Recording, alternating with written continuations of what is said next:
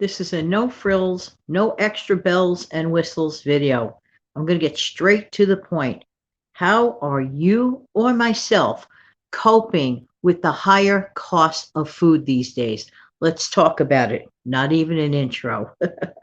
Other than, hi, I'm Jan. I live in New York City and I love helping people keep some more of their own hard earned money. And I have to tell you, it's becoming more and more of a strain to figure out some ways. But you know what? The truth be told, because I am frugal minded, if we apply our frugal ways, no matter what is going on around us, using the same methodology always works. No matter what year it is, no matter what inflation prices are, I'm telling you, the methods work.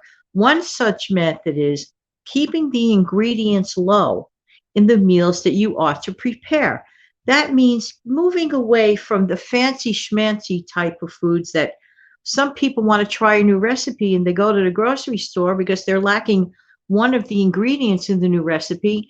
And that ingredient, well, could be really expensive. And anyway, it could just add up to just too much for a whole lot of something that really could wait, in my honest opinion. So keep it simple. Keeping your menu simple is really, really huge. Try to keep your meals down to maybe 2 to 3 ingredients per meal, if at all possible. Another method that absolutely works, no matter what time it is to make, let's say, a one pot meal in huge quantity that you enjoy. Has to be something that you like. And you can use it throughout the week, not every single day in succession, unless you don't mind doing that, which is totally okay. Use it, let's say, if you make a big old pot of chicken stew on a Monday night. Well, have it Monday night the first time, and then you could have it again maybe Wednesday night. Do something different to it, change it up. You could take that chicken stew, for example, and turn that into a chicken pot pie if you know how to thicken up that soup in this stew rather. And there's just so many simple ways that you can do that.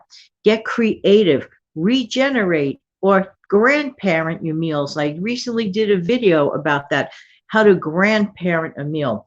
Because looking back, I do recall even my own parents doing that, making a main meal, let's say at the beginning of the week, and getting all different kinds of different meals throughout the rest of the week. That was very economical and very, very smart indeed. We can do this, we can cope with it. We need to just get a little more creative. Um, Obviously, if at the moment in time of this recording, the price of eggs is, well, kind of ridiculous in some areas, in many areas, hard hit, then use less eggs.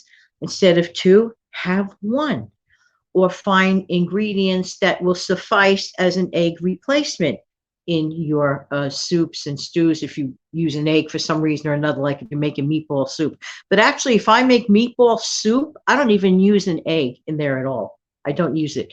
I just use the regular meat and just flavor it up.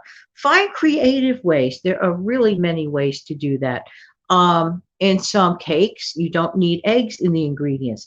Just look that up. There were so many videos on that subject of how to do things not using eggs, especially for people with allergies who normally do not use eggs. Also, be aware and be diligent. Read your local flyer, read your local sales flyer in your area, because some things you can get some possibly really great deals on to compensate all for the stuff that you're not getting such a great deal on. Focus on the stuff that you like, you use, and can get a great deal on. Shop the sales only. That is an old trick that frugal people always use. But you need to be aware. You need to just get knowledgeable about it. It only takes a few minutes. And today we can't even complain. Gone are the days when we had to wait for a physical paper, a flyer to arrive at our doorstep.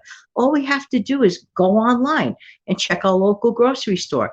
It might take a minute or two of research, but I believe in my heart of hearts that it is so well worth it.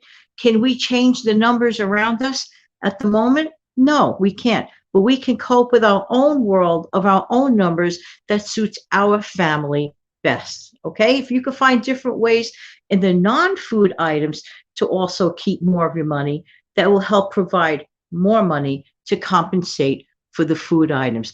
These are just some little hints, tips, and tricks, and I truly know that they will be helpful. Take good care, everyone. Have an amazing, fantastic day. Bye-bye.